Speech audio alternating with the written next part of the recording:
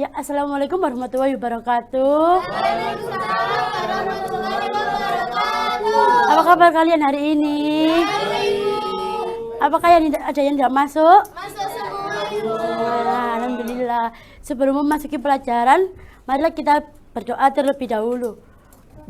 Untuk ketua kelasnya, Sebelum kita mulai pelajaran hari ini, alangkah baiknya kita berdoa terlebih dahulu. Kita mulai berdoa selesai. nah, hari ini kita akan mempelajari materi dengan teks prosedur. Apakah ada yang tahu teks prosedur? Saya tahu, Bu. Nah, ya. Teks prosedur adalah suatu teks yang berisi langkah-langkah atau suatu tahapan untuk melakukan sesuatu dengan rinci dan detail. Nah, ya benar. Jadi, teks prosedur adalah teks yang berisi langkah-langkah atau tahapan dalam melakukan sesuatu yang dibilang tadi sama tadi ya.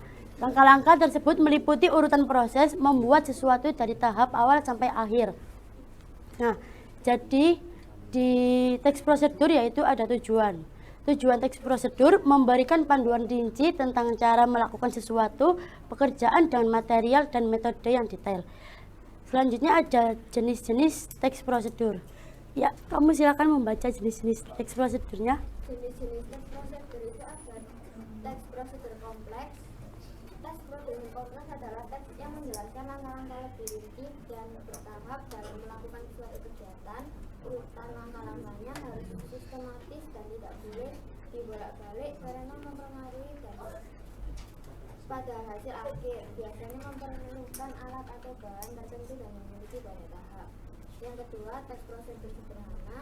Teks prosedur sederhana adalah jenis teks yang membuat langkah-langkah singkat dan mudah untuk dilakukan. Biasanya hanya terdiri dari 2 atau 3 tahapan saja.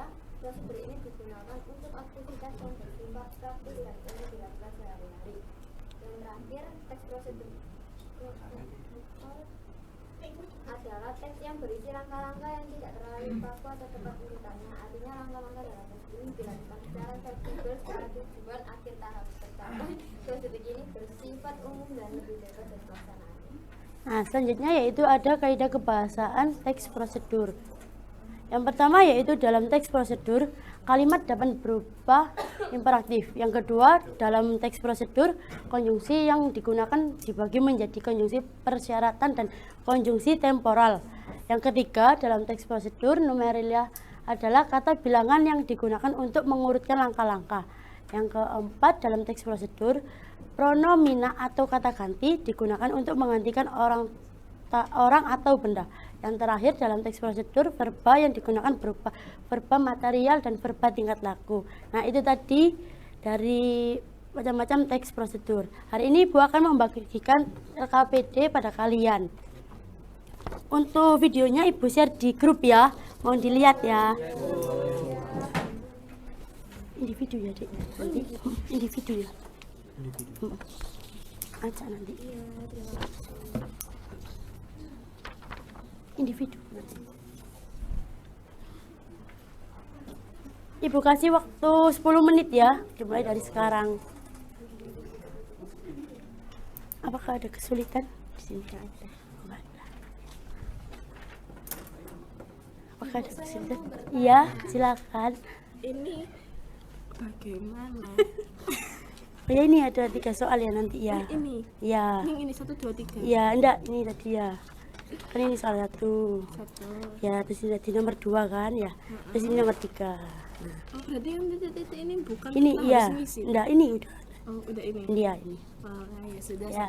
Terima kasih. Ya.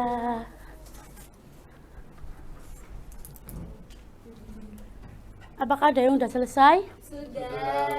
Nah, untuk perwakilannya boleh maju untuk membacakan soal yang nomor 1.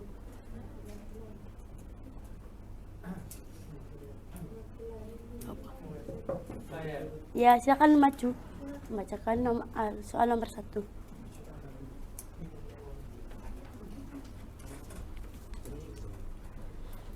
Soal nomor 1, pernyataan umum. Tuliskan gambaran umum tentang isi video, misalnya tujuan dan manfaat melakukan aktivitas KTP digital. Ya, ini jawabannya yang bawah. Oke. Ya. Video ini menjelaskan tentang cara mengaktifkan identitas kependudukan digital IKD atau KTP digital, sebuah identitas kependudukan dalam bentuk digital yang berfungsi untuk mempresentasikan dokumen kependudukan secara elektronik. Tujuan utamanya adalah memberikan kemudahan bagi masyarakat untuk memiliki identitas resmi yang praktis dan dapat diakses melalui ponsel. Ya, silakan untuk nomor 2. Silakan yang mau maju. Perwakilan saja. Untuk ketua kelasnya boleh. Oh ya, duduk kembali gak apa-apa. Ya. Ya. Untuk soal nomor 2, langkah-langkah. Tuliskan minimal 3 langkah-langkah yang disampaikan dalam video sesuai urutan.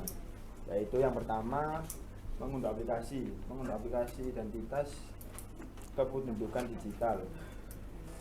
Yang kedua, verifikasi di Dukcapil, yaitu dengan mengunjungi kantor Dukcapil terdekat untuk memindai kode QR yang muncul di aplikasi sebagai langkah verifikasi wajah.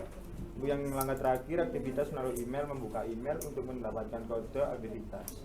Ya, silakan untuk nomor 3. Ya, silakan untuk maju.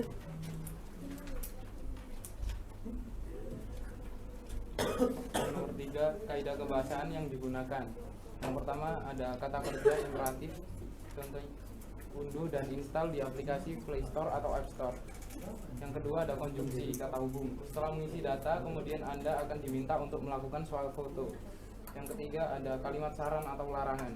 Pastikan Anda tidak lupa dengan PIN yang baru saja Anda buat. Nah, ya silakan Ibu. Itu tadi contoh dari teks prosedur.